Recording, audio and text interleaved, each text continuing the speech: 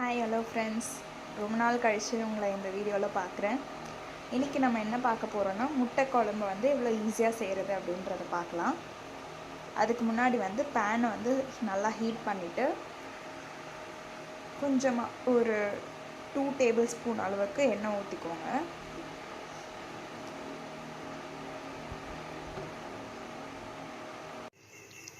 இப்போ 2 table spoon அளவுக்கு எண்ணெய் ஊற்றுனதுக்கப்புறமா அந்த நல்லா ஹீட் ஆக விடுங்க. ஓகே, இப்போ எண்ணெய் நல்லா ஹீட் ஆகிடுச்சு. இதில் வந்து பட்டை, லவங்கம், பிரியாணி இலை உங்களுக்கு தேவைன்னா போட்டுக்கோங்க. ஜஸ்ட் இது வந்து வாசனைக்காக மட்டும்தான். கூடவே வந்து நான் ஒரு 5 பேருக்கு செய்ய போகிறேன். அதனால் வந்து பட்டை லவங்கம்லாம் ஆட் பண்ணதுக்கப்புறமா ஒரு 5 பேருக்கு அளவுக்கு வெங்காயம் ஆட் பண்ணியிருக்கேன். உங்களுக்கு எவ்வளவோ அவ்வளோ ஆட் பண்ணிக்கலாம். உங்களுக்கு தேவையான அளவுக்கு ஆட் பண்ணிக்கலாம். இப்போது இது வந்து ஒரு 5 to 6 ஆனியன்ஸ் இருக்கும். நல்லா இதை மிக்ஸ் பண்ணிக்கலாம்.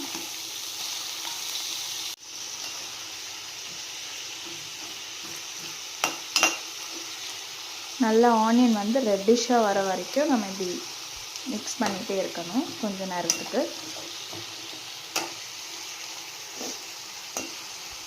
இப்போ வெங்காயத்தையும் பட்டை லவங்கத்தையும் நல்லா ஆட் பண்ணி நல்லா மிக்ஸ் பண்ணிக்கோங்க. அது கொஞ்சம் ப்ரௌனிஷாக வர வரைக்கும் நல்லா இப்படி கலரி விட்டுக்கோங்க. டைமில் வந்து ஒரு 2 டேபிள் ஸ்பூன் அளவுக்கு இஞ்சி பூண்டு பேஸ்ட்டு ஆட் பண்ணிக்கோங்க. இஞ்சி பூண்டு பேஸ்ட் ஆட் பண்ணும்போது உங்களுக்கு டேஸ்ட் இன்னும் நல்லா கொடுக்கும். 2 ஸ்பூன் ஆட் பண்ணிக்கலாம். 3 இஞ்சி பூண்டு பேஸ்ட்டு, 3 பச்சை மிளகா ஆட் பண்ணுறேன். அப்புறம் கொஞ்சம் மிளகு, தேவையான அளவுக்கு கொஞ்சம் கருவேப்பிலை ஆட் பண்ணிக்கலாம். 3த்தையுமே ஆட் பண்ணிவிட்டு நல்லா இதை கொஞ்சம் மிக்ஸ் பண்ணி விடுங்க. அதுக்கப்புறம் பெரிய வெங்காயம் தான் வந்து ஆட் பண்ணணும்னு கிடையாது. யூ கேன் ஆட், நீங்கள் வந்து சின்ன வெங்காயம் இருந்தால் கூட ஆட் பண்ணிக்கலாம். அது இன்னும் நல்லா டேஸ்ட்டாக இருக்கும். இப்போ 3த்தையுமே சேர்த்து நல்லா மிக்ஸ் பண்ணணும். இப்போ வந்து இந்த கன்சிஸ்டன்சிக்கு நல்லா மிக்ஸ் பண்ணி விட்டுக்கோங்க. அந்த இஞ்சி பூண்டு பேஸ்ட்டோட விழுது வந்து இதில் நல்லா இறங்கணும். ஓகே, நல்லா பொன்னிறம் ஆகிற வரைக்கும் நல்லா இப்படி மிக்ஸ் பண்ணி விடுங்க. ஓகே, மிக்ஸ் பண்ணியாச்சு.